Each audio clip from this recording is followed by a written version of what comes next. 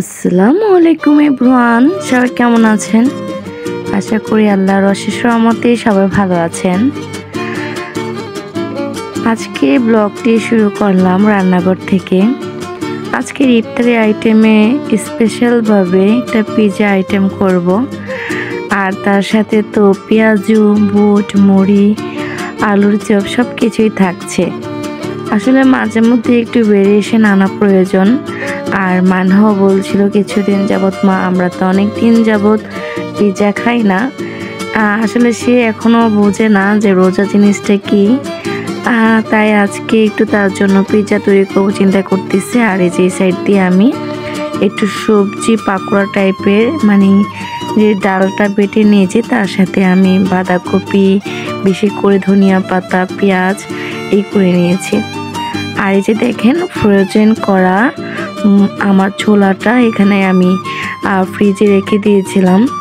আমি রমাদান শুরু হওয়ার প্রায় একদিন আগে থেকে প্রায় 5 কেজির মতো ছোলা সিদ্ধ করে ফ্রিজে রেখে দিয়েছি, সেখান থেকে অল্প কিছু বের করে নিয়েছি।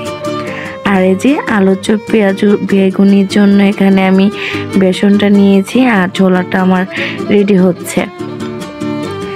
আসলে ছোলাটা একটু ফ্রোজেন করে রাখলে এই উপকারটা হয়, যেহেতু এখনও আমাদের এলাকাতে গ্যাসের প্রবলেমটা অনেকটাই বেশি, তাই এই ক্ষেত্রে আমার খুবই উপকার হয়।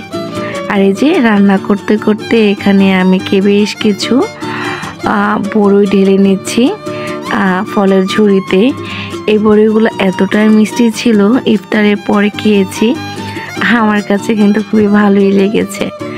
আর এই বেসনের জন্য সকল মশলা একসাথে নিয়ে আম্মু এটা গুলে দিচ্ছে, আর আমি এই সাইড দিয়ে পেঁয়াজও কুল ভেজে নিচ্ছি ফ্রাই প্যানে।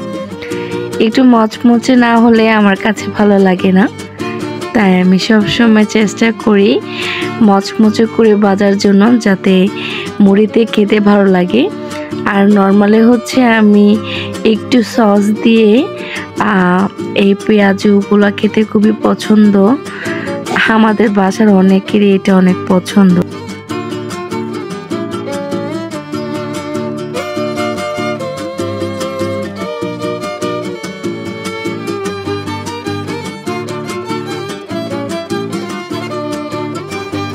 আমার কিন্তু ইফতারি আইটেমগুলো রেডি হয়ে গিয়েছে, এখন হচ্ছে পিৎজাটা তৈরি করে নিব।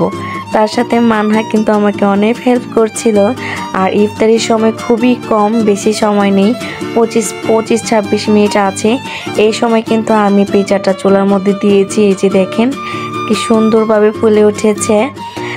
ইফতারি খেতে খেতে একদম পুরো কুক হয়ে যাবে ইনশাল্লাহ। আশা করি আজকের ব্লগটা আপনাদের কাছে অনেক ভালো লেগেছে। আর যদি ভালো লেগে থাকে অবশ্যই একটি লাইক, কমেন্ট, শেয়ার করে যাবেন। আর যারা নতুন আমার চ্যানেলে, অবশ্যই আমার চ্যানেলটিকে সাবস্ক্রাইব করে দিবেন। আল্লাহ হাফেজ।